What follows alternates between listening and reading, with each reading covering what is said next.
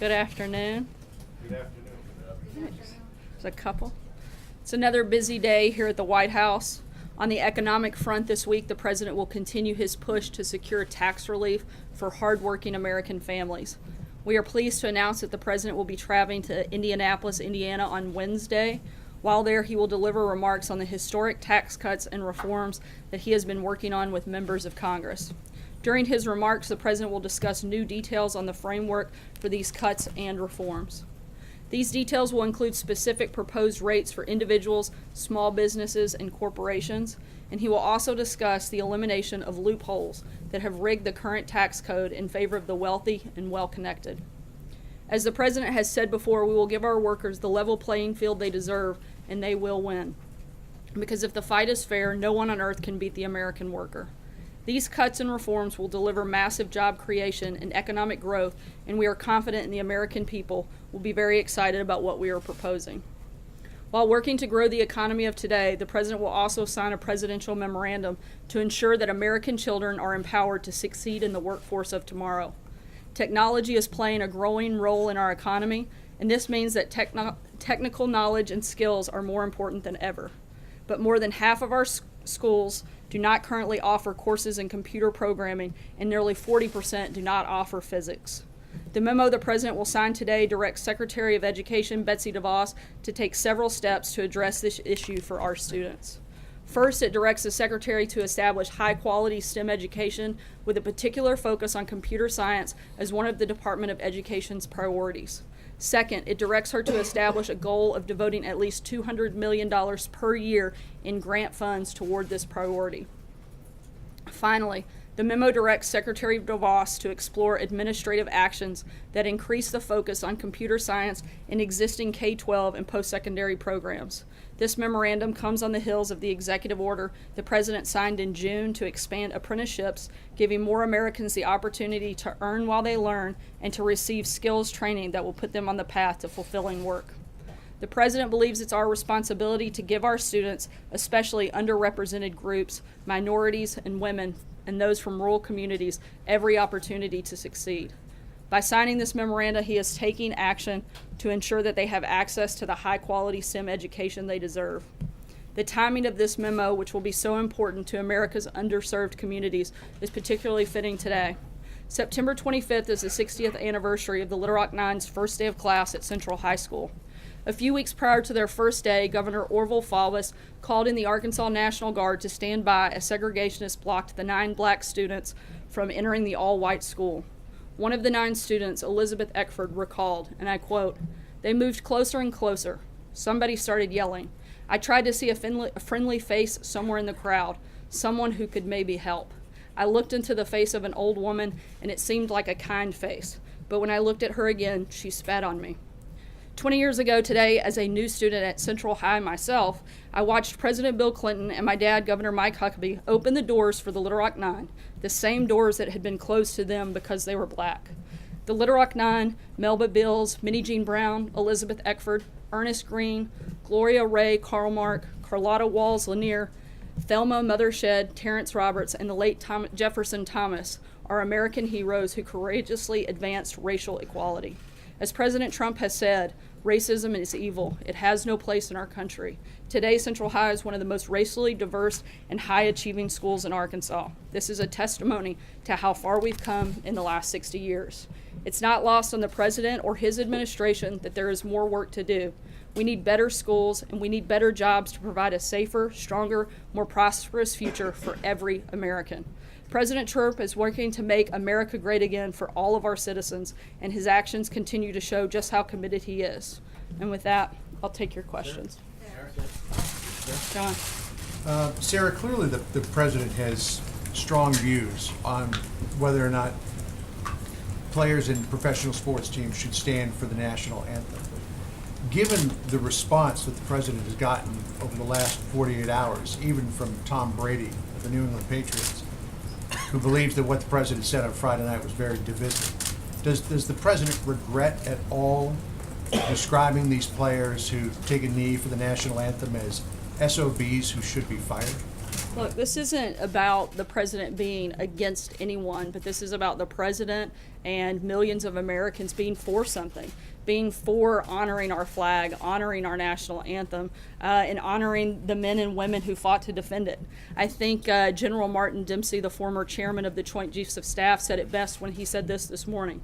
It's important to remember that our military is composed entirely of volunteers. It obviously takes a special kind of patriotism for people to volunteer to risk their life for their country. Theirs is not blind patriotism that pretends there is nothing wrong with the country. Every man and woman in uniform knows we still have work to do to achieve the equality, opportunity, and justice for all to which we aspire. But every member of the military also knows that what is right about America is worth defending. And if it's worth defending, it's worth honoring. He continued, I just hope that the athletes who are using the anthem as a protest understand why people like me intend to keep standing during the national anthem. We do so not because we agree with everything America has done or everything that has been done in America's name, but because despite all of that, the world is a better place because America exists. That seems to me to be worth the honor of respect during the national anthem. Yeah, and understand General Dempsey's position. I think people would thank him for his service to this great nation. But did the president go too far in referring to these players as SOBs who should be fired? I think that it's always appropriate for the President of the United States to defend our flag, to defend the national anthem, and to defend the men and women who fought and died to defend it. Peter. Sir, let me ask you, you've often talked about how the president uses Twitter as a platform to sort of emphasize those things that are most important. Over the course of the last 72 hours, the president has tweeted more than a dozen times about sports, about kneeling, about NASCAR on this topic. He tweeted 0 times about Puerto Rico. So I guess the bottom line question is, what message is the president sending by emphasizing sports right now and not a big crisis that's affecting so many? He's not emphasizing sports. You're missing the entire purpose of the message. He's emphasizing something that should be unifying. Celebrating and promoting patriotism in our country is something that should bring everybody together.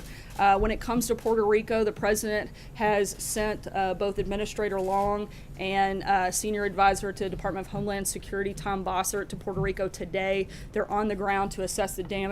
We've done unprecedented movement in terms of federal funding to provide for the people of Puerto Rico and others that have been impacted these storms. We'll continue to do so and continue to do everything that we can possibly under the federal government to provide assistance. So to be very clear, you say the president is instead emphasizing something that brings Americans together. Then what message does it send for the president to stand behind the presidential seal at a rally in Alabama and call an American citizen who's expressing his First Amendment rights a son of a bitch? Again, I think it's always appropriate for the president to defend our flag, to defend the national anthem. Hold on, I'm not fishing. It's always appropriate for the president of this country to promote our flag, to promote our national anthem, and ask people to respect it. Promote the Jeff, First Amendment, Peter, Sarah. I've answered your question. Jeff? Switching topics, Sarah. North Korea's foreign minister said that President Trump had declared war on North Korea and that it reserves the right to take countermeasures, including shooting down U.S. aircraft. Does the White House view President Trump's comments at the UN as a declaration of war? Not at all. We've not declared war on North Korea, and frankly, the suggestion of that is absurd. What is the White House's reaction to North Korea's threat to shoot down U.S. aircraft, even if it's not in their airspace? It's never appropriate for a country to shoot down another country's aircraft when it's over international waters. Our goal is still the same. We continue to seek the peaceful denuclearization of the Korean Peninsula. That's our focus. Doing that through both the most maximum economic and diplomatic pressures as possible at this point. Hey, Sarah, does the president believe that there are very fine people who kneeled yesterday watching those games, or are they all SOBs? I think you're trying to conflate different things here. Look, we certainly respect the rights that people have, but I think we also need to focus. Again, this isn't about the president being against something, which is what everybody wants to drive. This is about the president being for something. This is about the president being for respect in our country through symbols like the American flag, like the national anthem, and the hundreds of thousands of people that actually stand versus the few hundred that may have knelt. I want to follow up if I can. The president said that kneeling has nothing to do with race. Colin Kaepernick took to his knees in these games, many of these games, specifically because he said black people in this country were not being treated fairly by police. How is that not an issue of race? I think that the focus has long since changed, and certainly the message and what a lot has been communicated over these last several weeks through this process, through this protest by these players. Mario. Sarah, from this podium, you've often expressed some frustration about the media not focusing on the agenda that the president has, substantive issues, things he wants to get done, tax reform, health care, et cetera.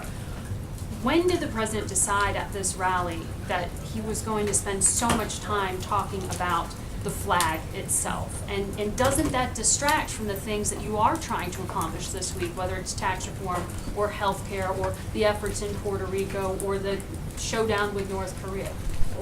Look, I certainly don't think that talking about the American flag is a distraction for the President of the United States. Again, this should be something that every American can get behind and support and celebrate is national pride in our country. And supporting those that have fought and died to defend it from all different backgrounds. And so I think, again, that is certainly should be a priority of the president. But you act like that's all he did over the weekend. We also did a lot of other things that are continuing to push forward on tax reform, continuing to push forward on health care, continuing to push forward on the safety and security of the border in our country. He came to the rally with that in mind, though. That was a point. He said, I want to put this in the headlines. I'm not Because sure when that decision was made. I wasn't there, but I know that it's a priority for the president to always defend our flag, always defend the national anthem, and certainly to support the men and women in uniform. Jennifer. A couple questions, if you don't mind, Sarah. On the German election, has the president called Merkel yet to congratulate her on her win? I know they spoke on Friday, and they're working on timing for a second call of congratulations, but I don't believe that's taken place yet today. Why not yet?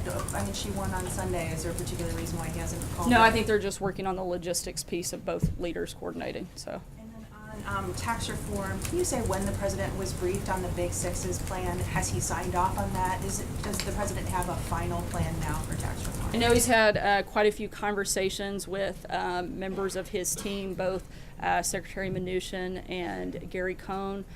Those will continue, and he'll make those announcements on specifics on Wednesday in Indiana. Mike? The LA Times report over the weekend that the president was warned by top aides, including McMaster, not to provoke Kim, particularly in the United Nations speech, and that it would because it would potentially backfire. I'm sorry? I missed the first part of your question. I'm sorry what you said. The LA Times report that the president was warned not to provoke Kim Jong-un in his United Nations speech because that it would potentially backfire, and now we see that they've taken this as a declaration of war. You could talk Sorry. a little bit about As that. I've said many times before, I wouldn't use another news source as your source, but and I pushed back on that story at the time, but that's a false narrative. The national security team was involved and engaged throughout the speech writing process and was very happy with the president's speech at the UN. Go ahead. Sarah, when Colin Kaepernick says that his protest is about fighting police brutality, fighting racial disparity, racial injustice, you're not taking him at his word. You're saying the focus has long since moved on. But when white supremacists say that their protest is about heritage, not hate, the president does take them at their word. So why is there this disparity about who gets to decide what protest is about? I think if the debate is really for them about police brutality, they should probably protest the officers on the field that are protecting them instead of the American flag. Sorry. I'm sorry. So I wanted to ask on the interview the president gave this morning on the radio, he seemed pretty pessimistic about healthcare, and I wondered what his interactions were today. Is he calling individual senators? Is the vice president calling? I know the vice president had been doing that. What is his thought today? And do you think there will be a vote this week? Whether or not there's a vote, we sure hope so. We've been calling on Congress to do what they were elected to do, and certainly what most of them campaigned on, and that's to repeal and replace Obamacare. We're continuing to push forward. We know we can't live with the Obamacare status quo. It's a complete disaster, and so we're hoping that this moves forward and goes through. though? Is he doing something He's specifically? continuing to be engaged both directly and through his team, legislative affairs team, and the vice president. Tomorrow he's going to New York. Can you tell us what that dinner is? It looks like some kind of fundraising dinner, as we've seen from some emails. Can you tell us what he's doing tomorrow? There is a fundraising dinner, and I'll have to get back to you with specifics. John Decker. This is a significant week, a pivotal week for the president, for Republicans. It's an opportunity, some are saying the last best chance for repealing and replacing Obamacare. And yet much of yesterday, the beginning part of today was focused, as far as the president is concerned, on the NFL, on players who take a knee. Can you explain how that's helpful to that effort of repealing and replacing Obamacare when the president spends so much time on that other issue, the issue involving sports? It really doesn't take that long to type out 140 characters, and this president's very capable of doing more than one thing at a time and more than one thing in a day. John You Gizzi. see, Sarah, how it's taken up so much oxygen, right? When the president speaks about that particular issue, you see how the majority of questions that have been asked of you so far today have been about this particular Well, that's issue. determined He has by a you tremendous, guys. he has a tremendous amount of power when he tweets, and we report on it. And so when he tweets something, it does take away from his legislative agenda. Would you not agree? No, I don't, because I think that it's important for a president to show patriotism, to be a leader on this issue, and he has. John Gizzi. Thank you, Sarah. Two questions. One, Secretary Carson recently voiced his disagreement with the president and the vice president on the runoff in Alabama tomorrow. My question is not about the runoff, but about personnel.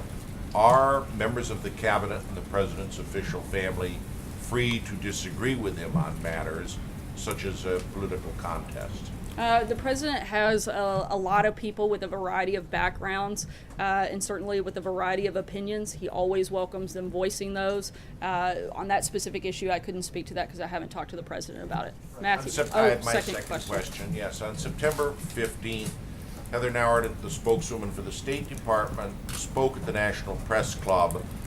And I think this is important because Prime Minister Rajoy is meeting with the president tomorrow.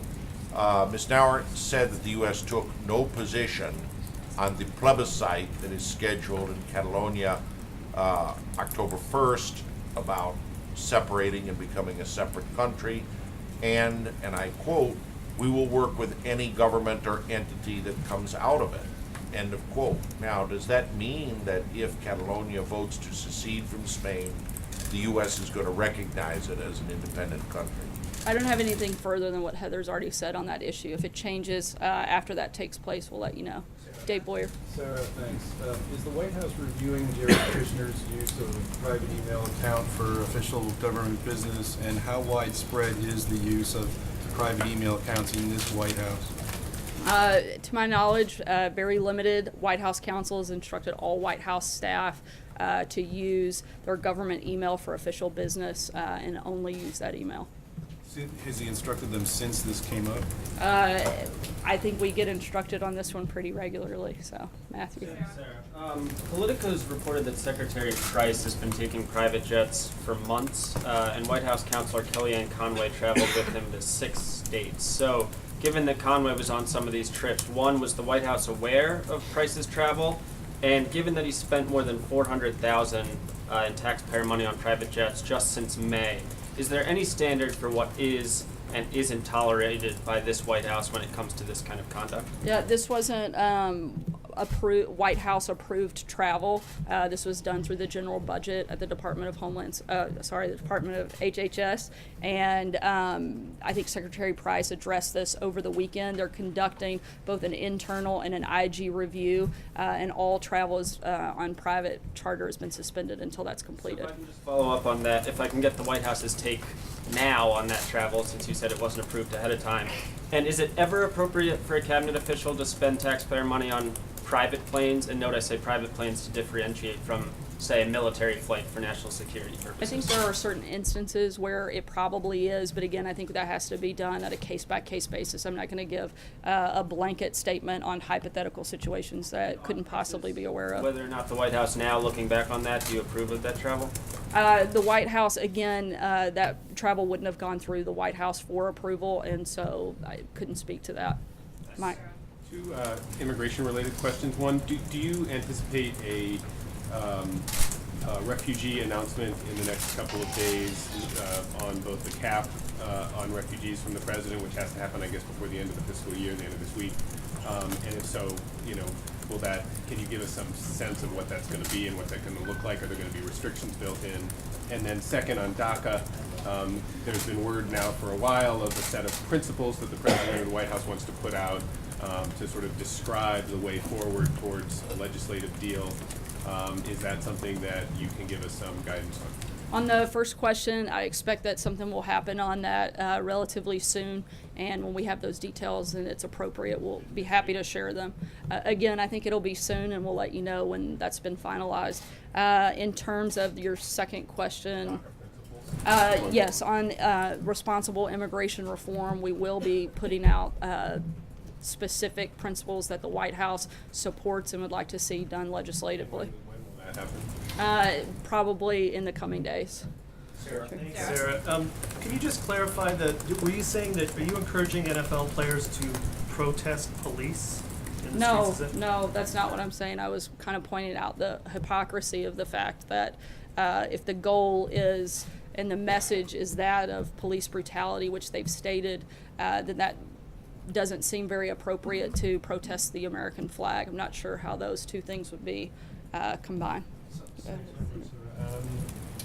Today, Iraqi Kurds are voting on a plebiscite, and I was just wondering, you've already expressed your kind of dissatisfaction with that vote taking place, but I was wondering if the White House has a message for the Turks, the Iranians, the Iraqis, as they weigh their response to this vote, and then have a second vote. We hope for a unified Iraq to annihilate ISIS, and certainly a unified Iraq to push back on Iran.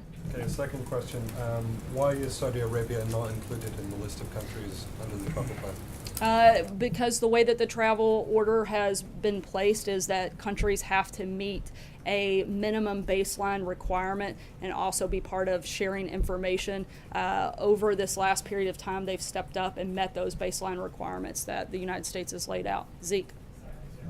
Just back to the situation in Puerto Rico, could you address some of the criticism from the islands and the territory's delegates, representatives, other lawmakers about the slow pace of federal assistance?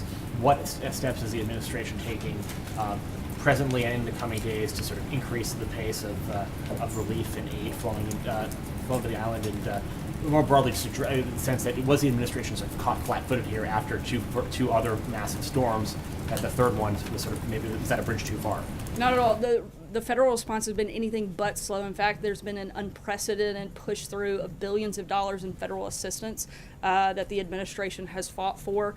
Both, as I mentioned earlier, Tom Bossert and Brock Long are on the ground today to do a more thorough and deeper assessment of what needs there are. Our focus is still continuing to be on the life-saving efforts and the immediate disaster response efforts, which are still currently underway, and those funds have been secured and are available. And once we have a greater insight into the full assessment of damage, then we'll be able to determine what additional funds are needed. But we're still in that kind of that fact-finding process on that piece of it. George, I want to follow up on Jen's question earlier about tax reform.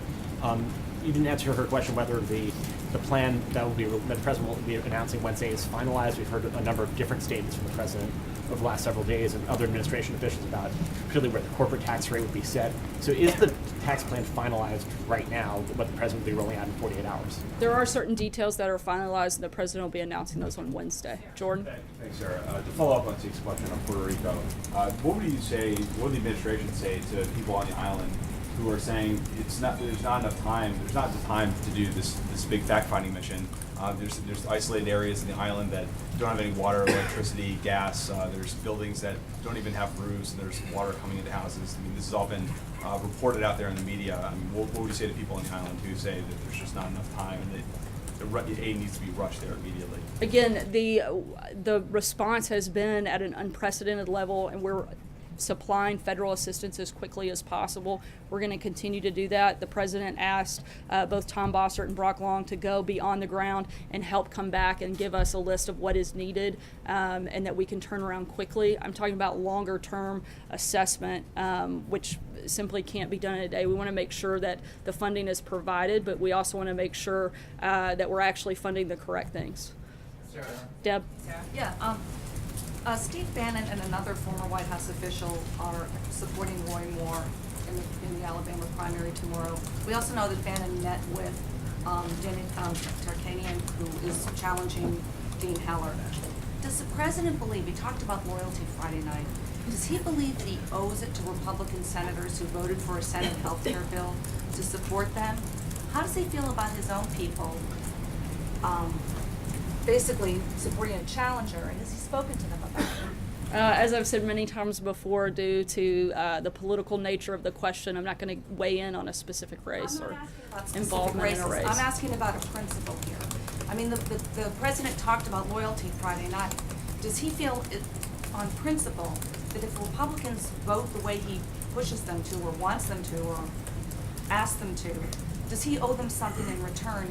And does he feel that the people who have worked in this White House should go along with his thoughts on these races? I think that the president feels that he owes it to the American people who elected him, which means they supported the agenda that he was trying to promote. And the more that we have like-minded officials helping promote and push that agenda and pass that legislation, I think the better off we are. And that's certainly the reason that the president was elected. And so I think the more that we can have people help make that successful, that's certainly, I think, a positive thing and the right step forward. Hallie?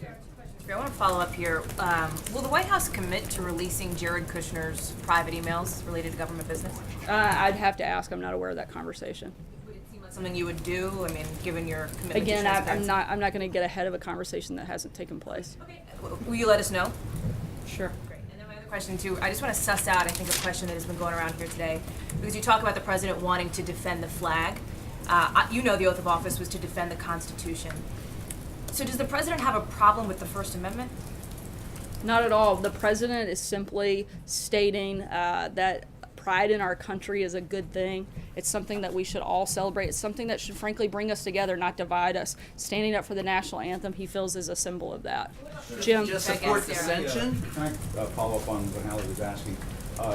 Why is it that the president over the weekend is going after, or seeming to go after, African American athletes? And then this morning he's putting out a tweet praising NASCAR, which obviously is geared towards a different demographic, and the way they stand in respect and honor the flag. Is he trying to wage something of a culture war? Not at all. The president's not talking about race. The president's talking about pride in our country. What you saw yesterday were players and fans of all races joining together as Americans to honor our service members. That's what the president's talking about. That's what his focus is on. As you guys know, the president's got an event here in a few minutes, so we're going to close there. Thanks so much.